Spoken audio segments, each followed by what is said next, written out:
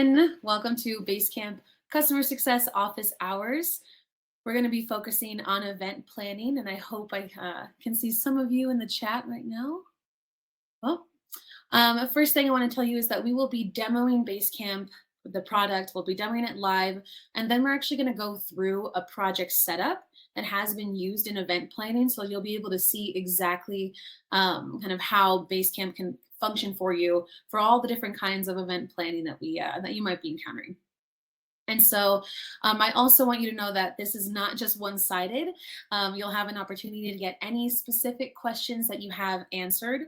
And we'll also show you some best practices, just some things that might be really helpful for you as an event planner, and especially using Basecamp. And if we have time, we'll also share a couple of new features that are just going to make everything a lot easier for you. That's always our goal, but I think it's nice to be able to see it, especially to talk with us about it. And so a little bit about me. Again, my name is Ashley. My name is always there on the corner on the bottom side. And I've been with Basecamp for over 6 years. And I've moved from the customer support team over to the customer success team, where I spend a lot of my time speaking with all of you, actually, mostly in one-on-one situations, sometimes in team training situations. So if you feel like you need specific help after this session, reach out to me, reach out to Rodrigo. We are the two that will be helping you with any kind of one-on-one assistance. And so that's guides@basecamp.com. And our friends will put that in the chat here. And that is actually another note I want to mention, that chat, some of you have found it, and I'm so glad. So please do use that chat. It reaches all of us who are on the success team at Basecamp. And then it reaches everyone else in this session. And so we'll be able to answer any questions. And, if I can ask you really quick, could you let me know where you're from? I will toss in, I'm currently based in Prescott, Arizona. So let us know where you are right now. And then also underneath the chat option, there is a question mark option, and that is our Q&A section. So if you have a question, put it there, or we'll move it from chat over to there. And then you might even see others in that space and say, you know what, I had that exact same question. Let me upvote it. So 2 places to kind of keep in mind. And then the last thing here is that there is a poll underneath the Q&A. And if you go ahead and click on that, I would love to know kind of what part, actually, I think my poll is, let us know kind of what your experience is with Basecamp. Have you ever used it before? You maybe used it before, but not recently. Just kind of let us know a little bit more of how your experience is with Basecamp so far. And so with that, let me go ahead and bring someone else to the main stage. This is Laura. Laura is the head of the customer success team, and I'll let her speak a little bit more. Hi, Ashley. Good morning, everyone, or good afternoon, depending on where you're located, maybe even good evening. I lead customer success here at Basecamp. I'm glad you've all joined us today. I've been with the company for about a little over a year, and we've been running the function for that long. So while it's a little bit newer, considering how long Basecamp has been around, it's certainly something that we're working on, bringing just educational resources to all of you. And if you've opened an account recently, you will have seen me pop up in your messages. So it's nice to put a face to the name. Welcome. Anyway, after the session, I'll follow up with a link for the session recording, so you can follow along, or you can watch it later, or you can share it with anyone else who hasn't been able to join us today. There will also be a separate link if you have any feedback or questions for future sessions that you'd like to share with us. But thanks for being here. Awesome. All right. And then the star of our show, the star of our lives, Kimberly, will be joining us in a moment here, but she used to be an event planner. I'll let her tell you all about that. But what she does now is that she focuses on customer education on the success team through video format. So if any of you have seen her before in her videos, you know how informative she is, you know how thorough she is. And so I want to show you just a little bit of one of those videos. So let me go ahead and Campfire works really well when you're working with clients. You could have one Campfire that only your internal team sees and a separate Campfire tool that's shared with the client. This keeps both chat features within the same project, but divides them into private and client-facing categories. I have a separate video about working with clients in Basecamp, so make sure to check that out if you haven't already. The beauty of Basecamp is that it's incredibly flexible and it can grow with you as your project grows. If you start with one docs and file tool and then find that there are more items than you can keep up with, you can easily add a second one and reorganize some things. You can move items between tools.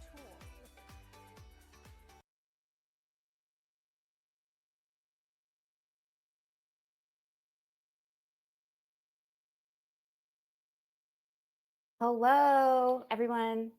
Excited that you guys are here. Ashley, I think you're on mute, so unmute yourself if you want to chat with me. You're back. I realized earlier today that I'm wearing the same shirt I was wearing in that video. I promise I do have other clothes that are not Basecamp branded, just to clear that up. So as Ashley mentioned, I used to be an event planner, a wedding specifically, did some corporate and nonprofit events for really my entire career, worked for myself with my own planning business for almost 12 years. Prior to that, worked in corporate events. So I have a long history with event planning and was also a Basecamp user. So when I first started my event planning company, as many of you probably have been in this situation, as soon as you have more than one client, you're like, I need to figure out a system because people are doing different things at different times. Event might be next week and an event might be in a year, and everyone's doing different things at different times, and you need a system to keep track of it all. So I originally just started researching some project management software. My husband is actually in software development, and he gave me what I thought was really great advice at the time, like find the best tool, not necessarily one that is industry specific. Back then, when I started my business 2011, there weren't a lot of these like niche software situations like there are now. But that's a piece of advice he's always given me. Like, find the best tool, not necessarily one that's specifically made for what you do, because there's a lot of people making great software out there. So I found Basecamp in 2011, was on the original version of Basecamp, what we call Basecamp Classic. And then I transitioned to Basecamp2, gosh, maybe 2015, question mark. And then transitioned more recently to Basecamp3 in like 2020, actually, pandemic times. I had some free time. And now we call Basecamp 3 Basecamp 4. It's the most up-to-date version.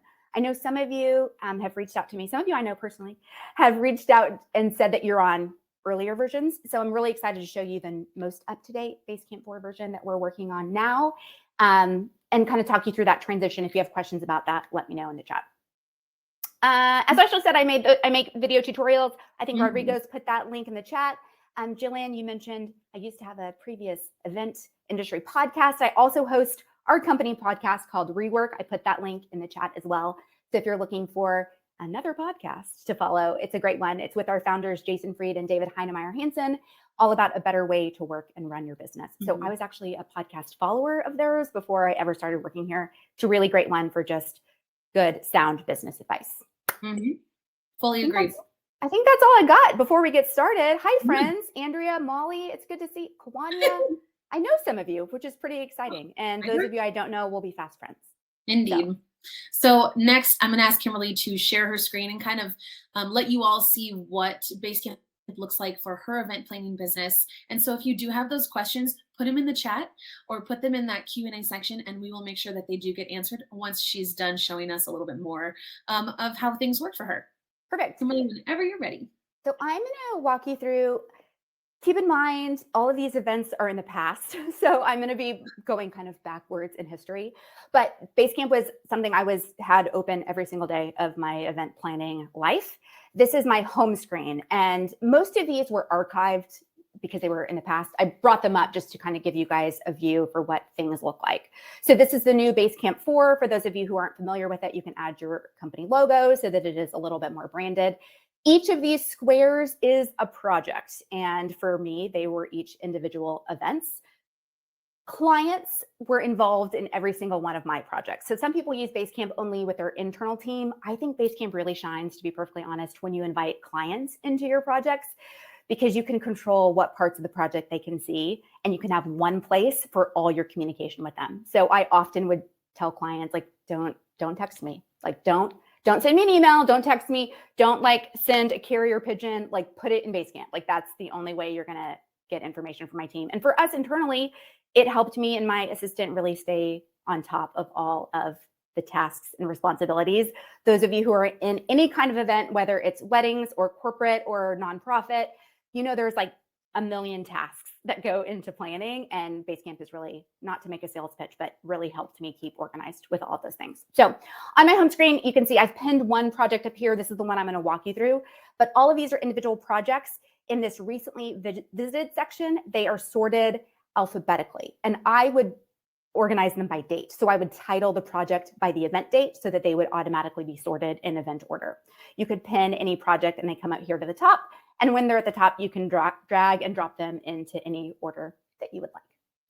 I think that's what you should know about the home screen. Oh, the other thing to know is each of my clients would have access to just their project. So while my screen shows all of these projects and my assistant who worked with me saw all these projects, each of these individual people are only seeing theirs. So their screen is going to look a little bit different. It's just going to have that one project that they're working on with us. So I'm going to pop into this project here. This is, oh gosh, 2021. Those of y'all remember those times frequently well. Up here is what we call the lineup. So you can see the date this event started. This is the day I did a welcome message in Basecamp for this client, 2019. And then their event was 30 months later because we had a pandemic in the middle of that. So a longer planning period, but you can see kind of the span of time that event happened. Up here at the top, you can see the people who were on the project. So there's 3 people who are marked as the client. I have a groom, a mom, and a bride, all our clients on this project.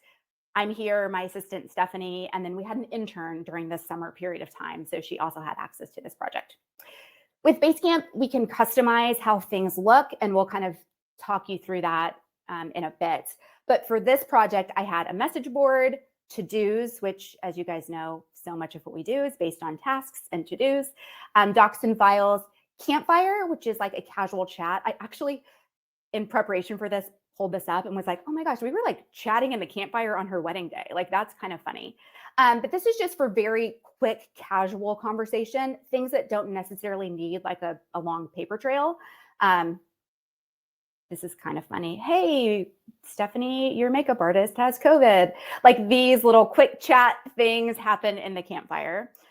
Schedule, you're not seeing much on the schedule here because everything's in the past. But if you go, I'm going to click back just a bit to when this event actually happened. And you can see lots of events on the calendar, not only appointments like bridal portraits, planning calls that we have, also payment due dates. So any task that has a deadline also shows up on the calendar, which is great. These blue dots show you the number of comments on each of these things. So if you can imagine in like previous world, each of these would be an email message or a text message, but they're all consolidated right here, which is great. You can also click into any of these things and see the detail. So for example, I added a task on the to-do list about a final payment for a light up dance floor, assigned it to the mom, gave them the information and gave her a due date. She mailed it. She checked it off the list. So you can really see that progression of how things are happening across the span of an event. If you take that one task, multiply it by 287 or however many tasks are involved in any sort of event, you can quickly see how this kind of organization is really helpful. We also have a link to their guest list. So I used Google spreadsheets for that because I love that it's really interactive. Multiple people can have access at the same time. Mom can be updating addresses at the same time. The groom is. So instead of uploading individual Excel spreadsheets up and down, save, resave, post a new one, it was just a lot easier to link directly to a Google Drive document. So we'll show you kind of how you can do that there too. The other thing I want to show you here, message board, you can pin messages to the top. So I always start with a welcome message. Anyone who's working in Basecamp, it's something I highly recommend, which is just walking through like, this is what we use and this is how we use it. So it is a standard message I send to everyone. I customize it a little bit for each client, but there's something in the templates, which I'll walk you through next, that show you how that is set up. Just here's how things you should know. One of the things I like to do, once a task is completed, check it off. Like, I'm just giving them instructions. When files are attached, they'll show up here, et cetera, et cetera. And then last but not least, to-dos. Obviously, a lot of these are completed. Most of these are completed. They're really probably all completed. This view here is actually the card view. Actually, this is the view you like for to-dos. It is true? because I like to add colors to these different lists. It just makes me feel So happy. you can do that with that little dot at the right and change any of these to any color that you would like. Right. But what you'll probably see is like the list view. Yep. So the list view is actually something I usually look at, which lists everything in any order. You can drag these as you would like. You can actually move items from one to-do list, right here, to another. And then you can also see comments on every task. So it's great. I kind of mentioned that blue dot and how that is individual emails that would happen. So here's a perfect example. I have a task hiring musicians for a ceremony.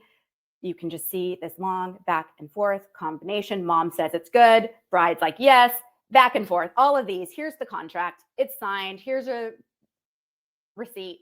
All of that is connected to this one task, and then it gets checked off the list. So it's not 18 emails. It's messages all connected to one task, which I think is really helpful.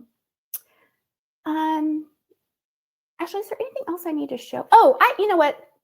Let's go to Docs and Files, because what you'll see here are these yellow highlights, which indicate what the client can see. So as I mentioned before, Basecamp is really great when working with clients. And one of the things I love about it is you can decide what the client has access to and what they can't. And we'll show you that as well. In here, the yellow bars indicate which files they can see. So you can see this Hitched Events internal. It is only private to our team. No one else can see it. We have a list of Instagram hashtags, etc., handles for them. But all of the yellow items are things that they have access to. And we can control all of that, from the message board to Docs and Files to pretty much everything, which is really nice.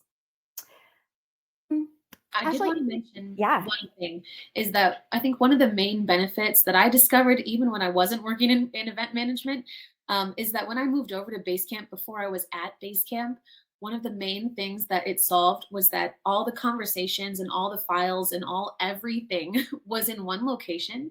And so if I was looking for something, I didn't have to first search WhatsApp and then texts and then emails, and then maybe it's my other email address, and then maybe I should check in with this person. So that whole process was just eliminated because I was able to click on the find button and then look for the words there.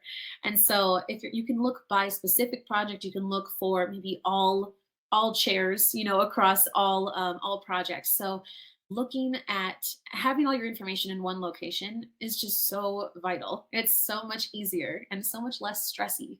Yes. And Ashley mentioned the search function, the find up here, like just type in any keyword and you can see, like I picked flip-flop. There's receipts for flip-flops. There's links to flip-flop. There's baskets for flip-flops. There's a dog with a picture of flip-flops. Like everything related to a keyword pops up across projects, which is really helpful. I'm going to go ahead and jump into templates, because I think anytime you're doing repetitive events, whether it's the same nonprofit gala that happens once a year, or a wedding that has a similar structure, any kind of event that's repetitive, I think creating a template is the way to go. So let me show you how to do that. And I actually have made some updates to my project template since working here, because there's things I learned that I didn't know Basecamp could do. So I kind of set up my ideal template if I were starting over from scratch. So when you go to make a new project, you would go to use a template. I already have some templates loaded here, so we would go to edit templates. And you can see I have a full wedding planning and event coordination. So any non-event that we're just coordinating has its own template as well. But let's click into this one. This is basically the structure or framework for any wedding planning project that I would have. So you can see that message board post that I mentioned. I've written it here. And of course, I would edit it and make it more specific to the client and so on and so forth. But it's just a standard message that I want everyone to see when they get started on that message board. To-dos. This is a lot because, as we know, there's a lot of tasks.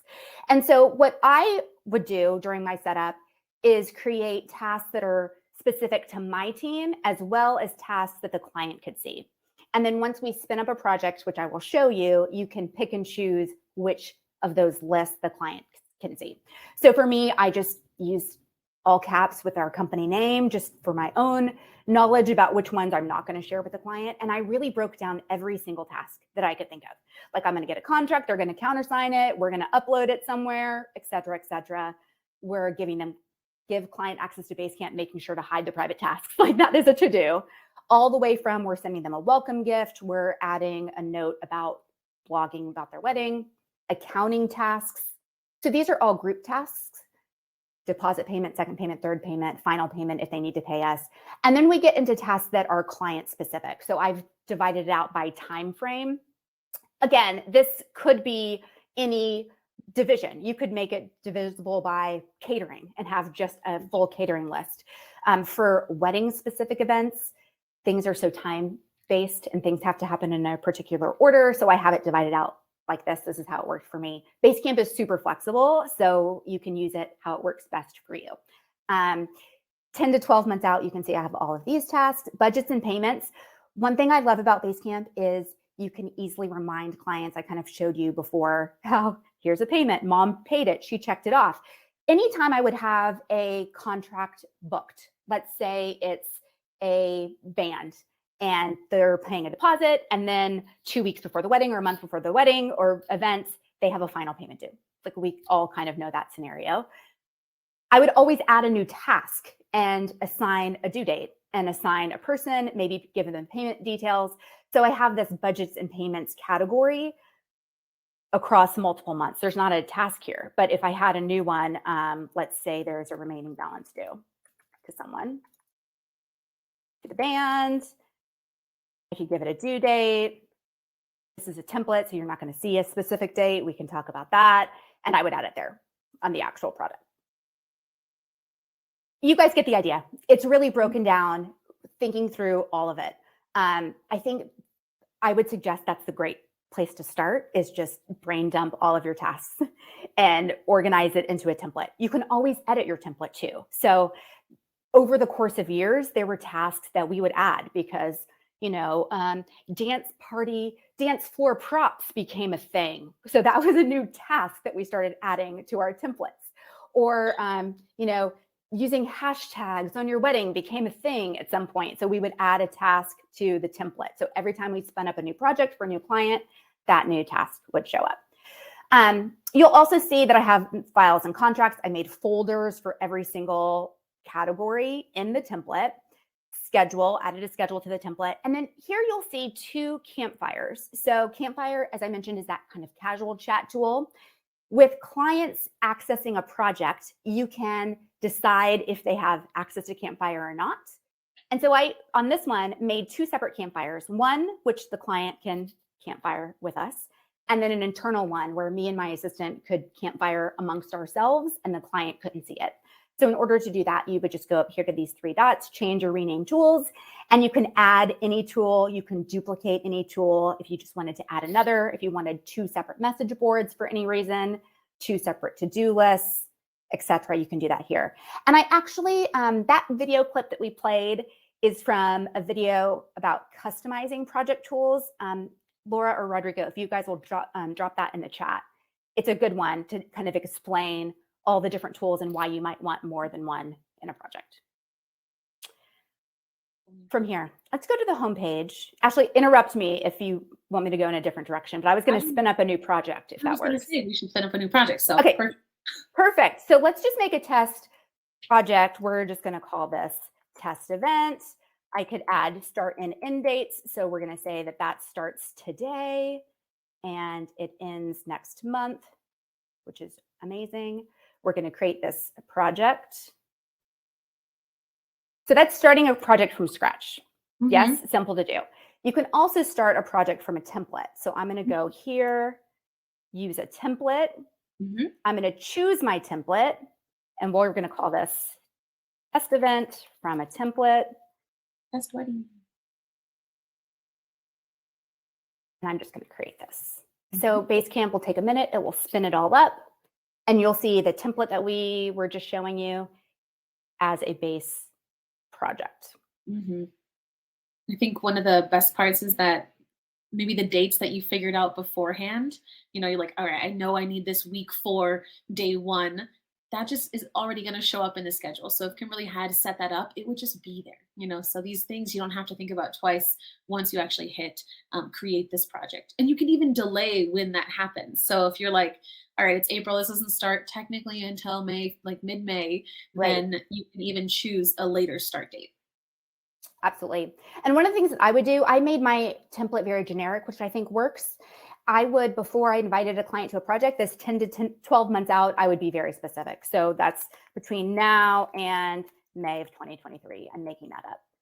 Right. So they see these new headers that make sense for them. Because as you guys know, if you're doing any kind of event planning, you might have a client who's hiring you for an event in 2 weeks, and you might have a client who's hiring you for an event in 14 months. So you have to kind of make adjustments for each individual project. So that template is kind of the framework. And then once I spin up a project, I'd make it specific for the actual client. Mm-hmm. While we're in this particular project, can you actually change the start and end date for the lineup? I sure can. So that we can kind of show that when we have a smaller event like we made, previously just a moment ago, or a smaller project for a smaller event, we have that timeline. Well, if you have an additional project with a longer timeline or just any other timeline, they're going to show up in the same location on your homepage in the lineup. So with that edit project details, I've added start and end dates to this now. So you can see it up front. It says it hasn't started yet because I did the start date is tomorrow. It ends June 28th. And then if I go to the lineup, like Ashley mentioned, you see this event that started today, and then this other event that I just created, which will start tomorrow. If you had multiple events being planned all at the same time, you would see them layered on that same lineup page. Definitely.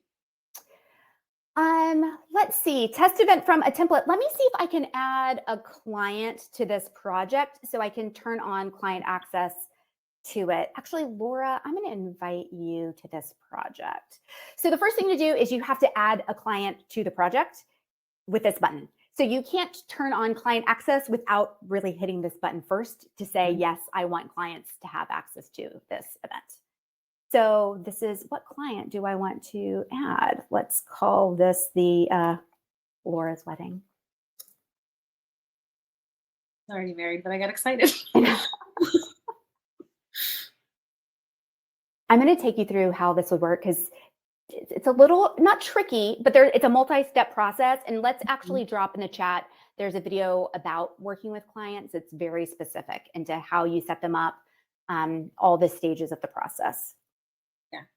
So I'm going to go here and I'm looking for Laura. It's not that Laura. So, she's not there, which is weird. So I would go back and add her to my account. So you first have to invite someone to an account before you can invite them to a project. Correct. This screen is really important because this is someone who works with me, meaning they have access to everything. This client is what you want if you want to turn on or off access to particular parts of the project. So I'm going to add Laura here. I don't know why I can't type as soon as I'm like having people in front of me. It's always that. Okay, so Laura, that's her email address. She's from Laura's wedding. She's going to get an email inviting her to my account. And then I'm going to choose which projects I want her to see. And the only thing I want her to see is test event from a template. All of these other events, she won't even know exist. The only thing she's going to see is this test event from template. So I will change those changes. Here we go. And now you'll see this LR, which is Laura. She is the client. She has that yellow circle indicating she's a client. And that yellow circle kind of transfers everywhere across the project. So right now, Laura can access my Basecamp account. She knows that this project exists, but she literally does not see anything on this page. And that's because I haven't turned it on for her. So I do want her to see the welcome message. So I would just go up here and change that to allowing her to see it. And now Laura can see that message. Same thing with to-dos. I would go to my to-dos here. I don't want her to see all these client onboarding tasks. I don't need her to know I'm writing her a thank you note. She doesn't need to know about all the accounting things, but she does need to know about this. So I could go here, change this, and allow the client to see it. And now those are the to-dos that she will see on her project. Internal chat, she doesn't need to know about it. So I'm going to keep it private. This is just me for my internal team, but I do want her to be able to chat with all of us. So I would change that here as well, allow the client to see it. It's one of my favorite parts about Basecamp. It is private by default, as we say, and you have to physically make the change for it to be public. Mm-hmm. Very true. We actually got a question in from someone who says, are we able to see what it looks like on Laura's end? Ooh. And while you're logged in as Kimberly, Kimberly cannot see what it looks like on Laura's end. But it's so similar that if you'd like, I can show you what it looks like for me to be in a project As a client. as a client. And let me just kind of adjust my screen sharing. Yeah, I will stop sharing that and let you. Thank you. Let me share this one. I'll share this tab. So here, hopefully we can see it in just a moment here, but this is a project that Kimberly actually invited me to, and I'm a client here, and so I don't see anything yellow around my own name or anything like that. I see that there are different tools, but when I go into Docs and Files, I only see one item. I can actually create new items as a client because we have a very kind of trusting platform. And so if someone, that's part of why we write that welcome message so that we kind of outline our expectations and kind of best practices for other people that are joining us in Basecamp. We want folks to be able to truly collaborate. And so I can see in the to-do section, I can see just, a certain number of to-do lists, but anything that's not visible to me, I would just have no clue. I have no idea that it's there. So the look is very similar. We're just missing that kind of yellow indicator, and there's no way I can keep it from Kimberly, so I don't have that option to make it private to the client. It just kind of is. Hopefully that one helps. Yeah, that's great. Cool. Right. And then someone also asked, Jillian, I would love some best practices for the non-client or non-company contacts that are integrated into a Basecamp project. So like a photographer that doesn't need to see everything. Kimberly, I don't know if you want to speak a little bit about how clients act as like one group of people. Yeah, absolutely. So I actually did not invite vendors into my Basecamp project, but if you wanted to, you could. I would just set them up as a client. So we're saying the word client, but that client is really anyone who you want to control access to parts of a project. So don't let that kind of terminology get you messed up, but you could invite a DJ into it and only show them tasks related to them. When it comes to selecting music or final walkthroughs or anything like that, you could have those specific tasks involved with those specific people and only let them see everything else. I will say this, and Ashley, correct me if I'm misspeaking. Clients are kind of bucketed into one category. So if you had a caterer and a DJ and a photographer, you can't control what the photographer sees versus what the caterer sees. It's either client access on or client access off. Mm-hmm. So you might want to kind of think through that. Yes.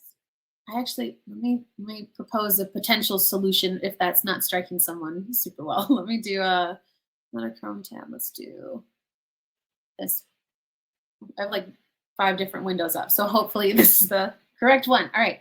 So what you could do, for example, this is a project that I have with a start and an end date. We're going into Docs and Files, and let's say that I need someone to receive this invoice, but I don't want to, or this is for the photographer, and they don't really need to be in the Basecamp account. And so what I can do is that I can use these 3 dots next to basically anything, and then choose Get a Public Link.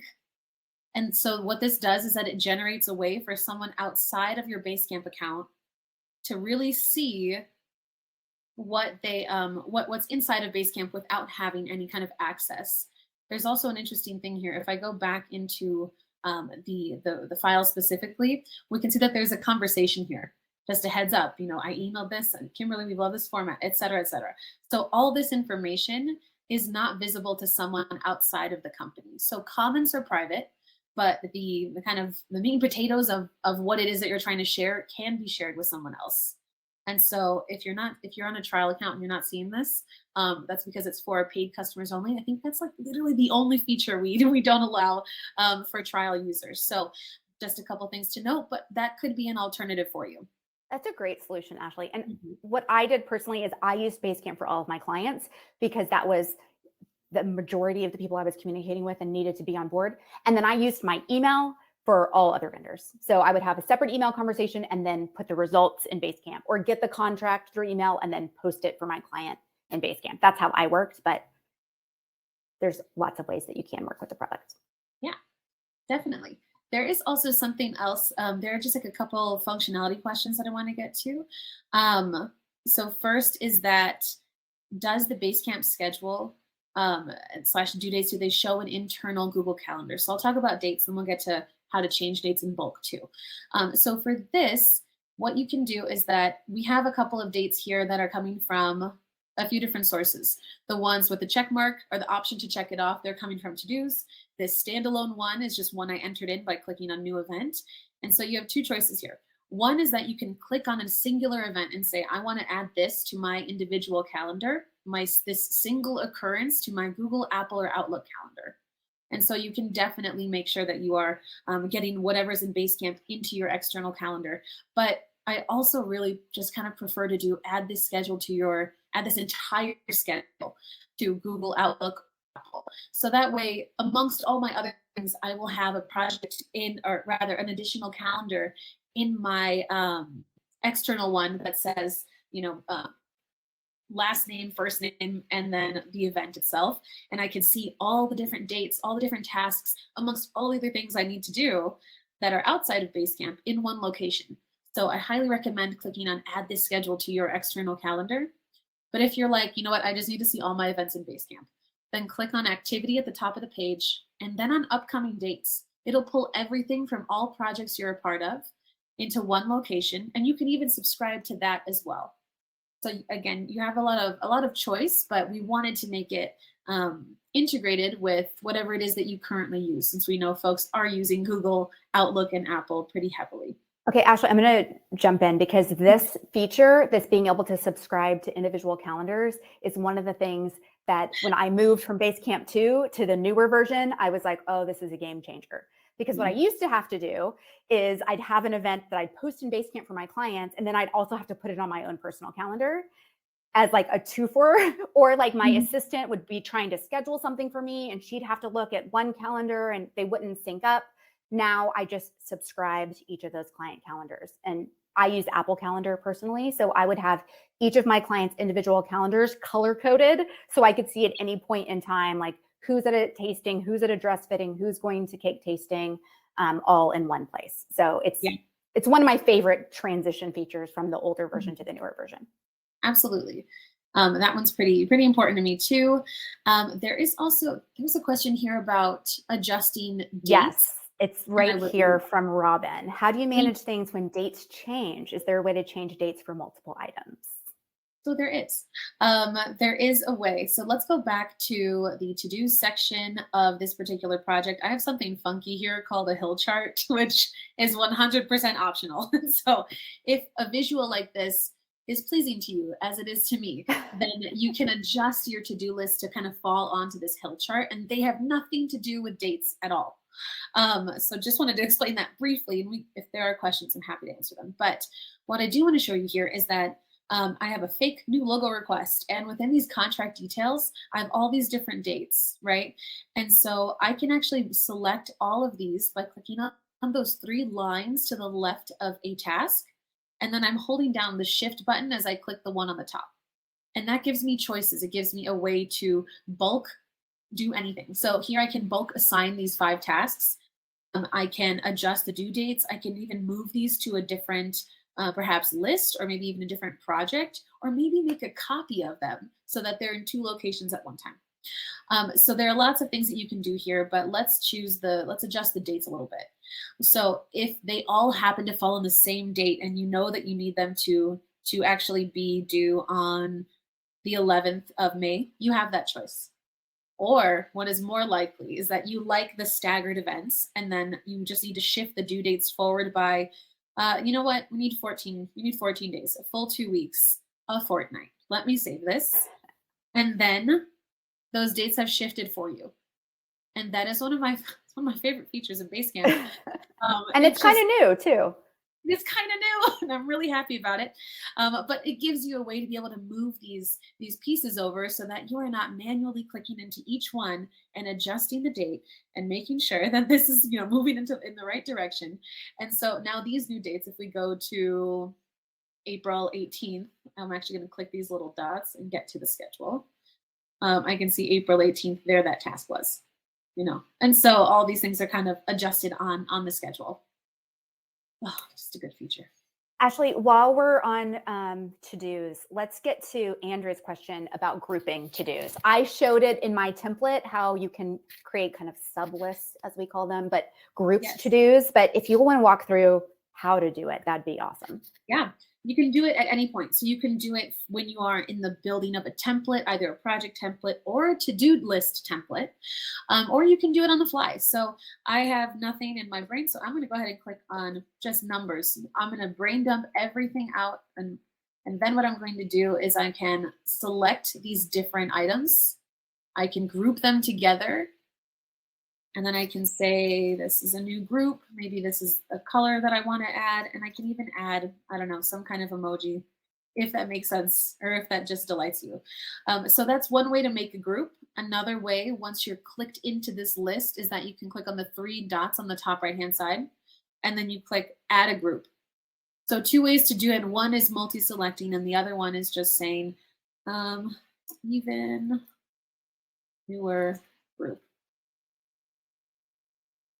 Correct, and then save. And then I can take these things, and maybe I only want to take these 2, and I'll pull them over here. And actually, that made it to the wrong spot, so let me just adjust it there. So you have a lot of choice when you want to click and drag into these different things, and even say, you know what, this should be at the top because it's more important to me, or whatever else it is. So lists can have this additional level of organization to them that I find extremely helpful, extremely functional. Plus, I also enjoy the colors. This is a feature I didn't know about when I was using Basecamp. And I was on a demo with Ashley like my first week, and she showed it. And I was like, wait, what? So the template that I created was updated after learning about this feature. So yeah, I'm glad for it. There is also a question here about the cards functionality. So let me go ahead and bring that one to the front. So to-dos are, a very important function of Basecamp, but there is also something on the newer side. It's called a card table, and I've renamed it to intake requests in this particular example. Now, card table and to-dos, you can approach them in a lot of different ways, but the main thing is whatever works for you is going to work for you. So for us, the way that we think about it is that if I have a process that a process that I know has all these different stages, then I'm going to go ahead and create a card table, and I'll call my columns, these little friends here. I'll give them different names so that I can go ahead and say, this is moving from drafting to internal feedback to client feedback. So if you have work that follows that kind of progression, then you can actually use cards to say, you know what, this new thing that we're doing, I'm going to assign it to someone. I'll save the card. I've put it into their kind of their triage section. I've put it on their radar, really. And from there, that whoever's in charge of this piece of work, they can take it and they can move it through the different stages. Let's move it directly to internal feedback. And that move is tracked. So Kimberly, I'm not sure if you have like a great example of when someone in events would want to use a card table. I actually was going to jump in. So a couple things to know. Currently, card table is relatively new. There are not card table templates yet. We think that might come sometime in the future. So I wouldn't necessarily recommend card table for recurring work because you're going to have to remake those cards every time currently. Whereas to-do lists, you can create a template for. However, something that I use this kind of Kanban board as kind of the functionality for was internal work with my team, where I needed to have some visibility into like the status of something. For example, if I'm asking Stephanie, who is on my team, to book a bus for something, I would make a card for her that's like, book bus for this event. And then my columns would be something like not yet started, in progress, waiting for vendor feedback, needs Kimberly's help, and complete. And then she could move that card for that internal task to the different stage. So I had some visibility into where is it? Like it's not done, so it's not checked off a list, but I also don't want to be like, what's going on with that? When she could easily move the card to the column that says, I'm waiting to hear back from the vendor. And that would help me with visibility. Card table did not exist when I was doing event planning. So we actually used Trello for that purpose. Now that card table's here, I would just add it as a tool within each client's project. So we could have an internal, not showed to the client, card table for progressive work. It also would help me if I just need to assign her a task. Like off the top of my head, I'm thinking of something, I would just drop a card in the card table of like, this is the work I need you to do. Yeah. And I think that's another great function of the card table is that I'm watching, or this fake person, I'm watching this triage section. So if something new goes into that area, then I get notified, and I'm not assigned it, but I get notified about this. And then, maybe I'll say, let me take this on. So instead of this person, I'll go ahead and take it. And maybe I'll write some notes as to why. Maybe I'll kind of include little bits of, I spoke with this same vendor last year. And so we're kind of buddies now. So, I'm going to go ahead and take this one for us. And then a few things can happen with this. If you're thinking about how this could work for you internally, what I can even do is I can click on someone, and this could be yourself or anybody else, and you can see what their assignments are or see what they've been up to. So you can answer a lot of questions that you might currently ask others for just by this function built into Basecamp. So currently I have this assigned to me from this particular project. For the logo art design, you can my cursor over here, and you can see where it actually is. I need somebody's help. And so you have this like at a glance view just by clicking on someone's image or initials and then clicking on seeing what their assignments are. Same as how we found those upcoming dates for all projects across all, or for all dates and all events across all projects. You can also click on activity and click on someone's assignments. Get the same thing there. So it's visible to you at any point. And this goes for desktop, web, and mobile. So you can just have your phone with you if you're not feeling like using the computer. You can just see all this on your phone as well, or iPad or tablet. So Catherine, in answer to your question, couldn't you just use a to-do list for assigning those tasks? I think you mean for like my internal team. And yes, I could. But for me, card table works really well for progressive work where you need to see the progress. And so that's why I would use it for internal things when I need to follow up on what's the status of a task I assigned to someone on my team. So I hope that answers that. Yeah, you have choice. You have flexibility, which is really kind of the main point of this all. So Ashley, there's two questions that I'm going to kind of put together. One, which is transitioning clients to a new version of Basecamp. So Charlene is on an earlier version. Is there a way to keep some clients on their current Basecamp format and then start new clients on a new template? I don't want to disrupt existing client accounts and make them relearn things. Yes, I very much support you not disrupting the work with a particular client. We've already taught them how to use one platform. There's no need to kind of break that if you decide to move to Basecamp 4.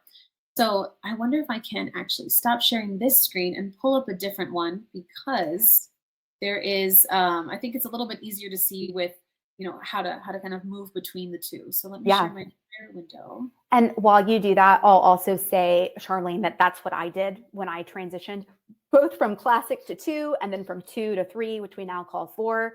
I kept clients on the platform they were on and just let their event finish out. And then new clients, I started their new project on a new platform. So they never even knew the old one existed. The exception I made to that was COVID. When people were with me for 2.5 years, I was like, we're moving. Like it's a work. I'm sorry. I'm not going to wait. But there is an easy way. And this is what I think Ashley's going to show you to switch between the two different accounts. Definitely. So as I'm logged in here, this is my actual email address. I have a lot of Basecamp 4 accounts. So we're just going to scroll past them. And we're going to look at my Basecamp 2 accounts. So just by clicking this little, the logo and the Basecamp name at the top left-hand side of your page, that gets you to any other account you have. Whether you're working in somebody else's account and maybe they have Basecamp 2 or you have a Basecamp 2 account, you can switch into that platform really easily. And so here is everything I'm doing with my, my Basecamp 2 clients. We're already in this particular kind of soup. We don't need to move to another kind at all if we're just working on this seamlessly. So you can continue to do everything that you're used to doing in Basecamp 2 with them. Just work in that project normally, and then switch over whenever you need to get back to, let's go back to this bake. And so you just kind of toggle between the two easily, as long as you're using the same email address to log into both. And if you're not, something I can easily help you with and fix, so that you can just switch between them. And that way all your email notifications are still going to that one address, and you're not missing anything on either platform. And if you do move someone over from Basecamp 2 to 4, the work that they did in Basecamp 2 just gets archived.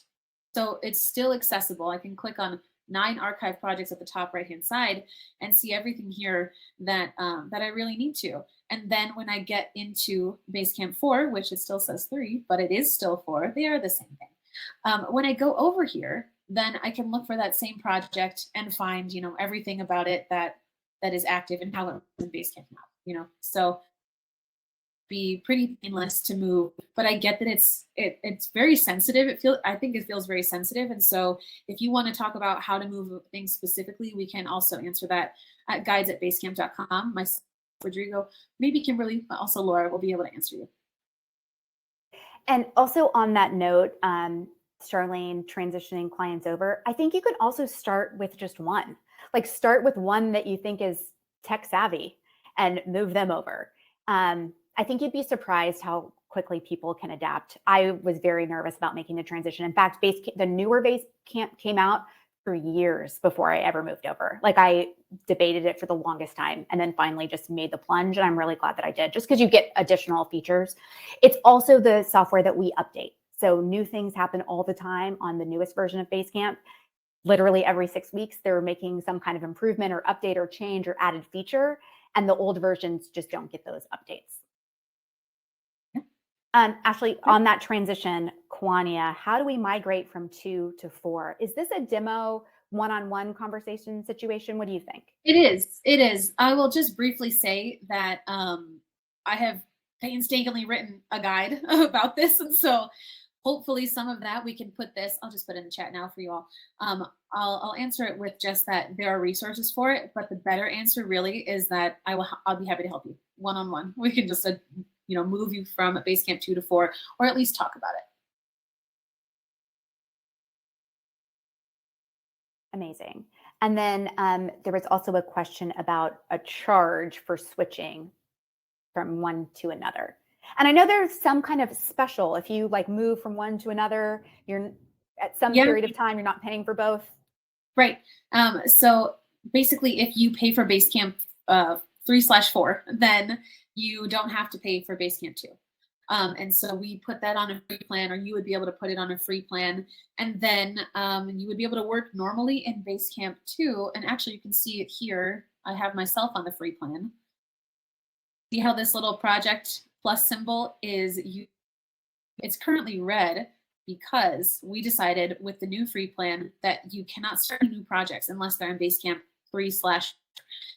So everything works normal, except you can, that is truly the invitation here. That's it. All of your subscriptions work the same, as in external subscriptions. Nobody's access changes. And so once you're on the free plan, you just don't need to, we assume you don't need to create new projects in Basecamp 2. So those will just need to be created in Basecamp 4. Andrea, I'm going to go to your question, but I don't actually know what it means. So Ashley, maybe you do. Do you foresee card table and to-dos being like Asana? I've used Asana, but I've only used it as the card table function with the Kanban moving boards. So I'm not sure what. I'm not 100% sure either, but from what I recall, to-do, yeah, for real. To-dos and card table don't overlap, and that might be a little bit more of what this question is. Oh, but we do have steps in card table now. So maybe that is something that's helpful. Yeah, and so if I go into a project and we look at the card table, and I know we're getting short on time here, but I think it's valuable. Let's make a test card, and then let's go into this one. So after you've created a card and done some basics, some basics added, maybe given an assignment or a due date, then you have an option later to add steps to a card so they do not overlap with to-dos at all. But if you know that for this, you need to do A and also B and C and D, and maybe you need to do this one by a specific date, then you can add a kind of like mini tasks into your card. So that's probably as close as we get to integrating the two, if that's what you meant. If that's not what you meant, please let me know. Yeah, let us know. And if it's easier to explain, not just in the chat message, then hit us up at guides@basecamp.com.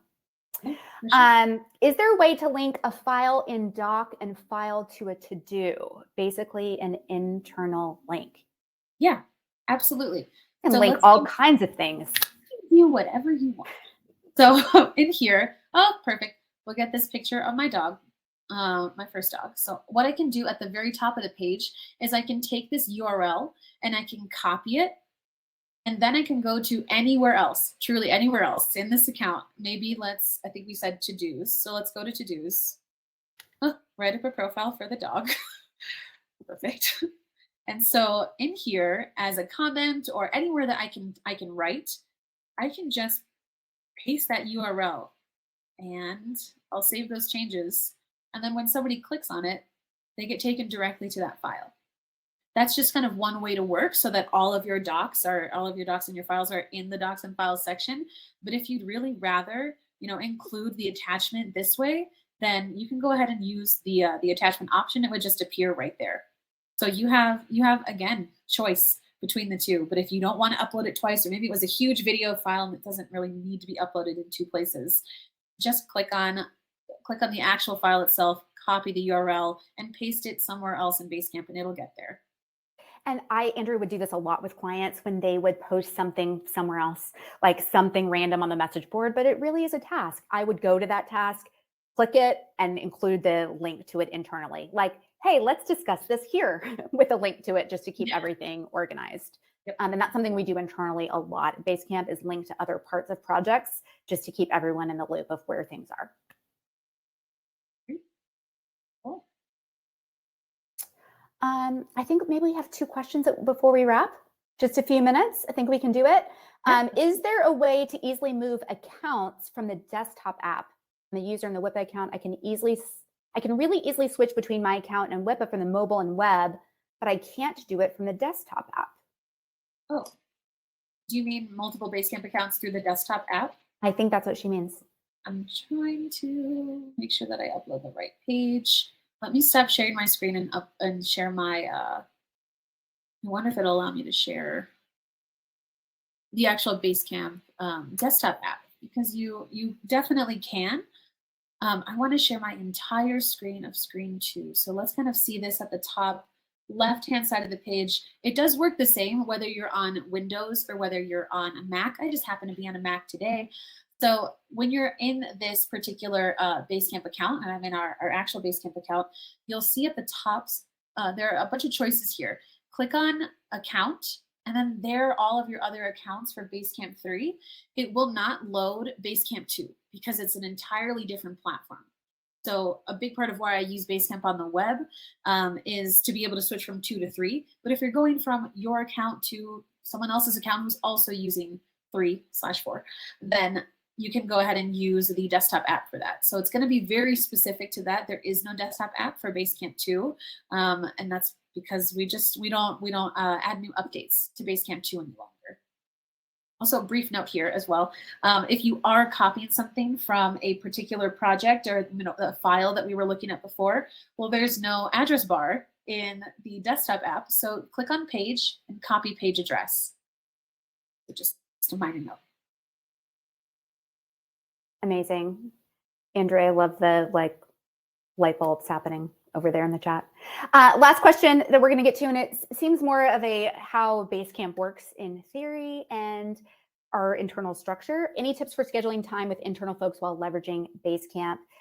If you guys know, Basecamp is not very meeting heavy. We are very asynchronous. Company is all remote with employees all over the world, and we're very protective of our own personal time. So the question is, how do we go about scheduling time on other people's calendars? First, we kind of discuss if we even need to. Is this something that I can do just with like a quick paragraph and an image, or is this something that I can do? Is it just better to discuss over a call? And usually someone will just kind of share a Zoom link and they'll be on the other end, and it might be an instantaneous thing, or it might be like, oh, you know what, I really can't do this today. But really just asking, but we tend to default to writing first. That is true. I even think with client work, there's very many times where it's like, we don't really need a meeting, Right. especially when you have things like organized and very detailed. Like this, we do a lot of writing here. And in my previous event life, I did a lot of writing. I always wanted to explain something so thoroughly in writing that we didn't need to have a call to talk about Right. it. So I think that's kind of our default here, and something I also used in my previous life as well. Yes. Yep. Well, it is the top of the hour, friends. The top We- of the hour session. We're not going to keep you any longer. But as Ashley said, if you have any further questions or you need a one-on-one demo time, Ashley's great with transition, as well as Rodrigo on our team. If you are on a previous version of Basecamp and you're interested in moving, how you can do that easily and seamlessly, we can help you with that. Absolutely. So again, guides@basecamp.com, that is where we are going to ask that you email us if any of those questions do come up. But otherwise, we really appreciate your time here. I loved all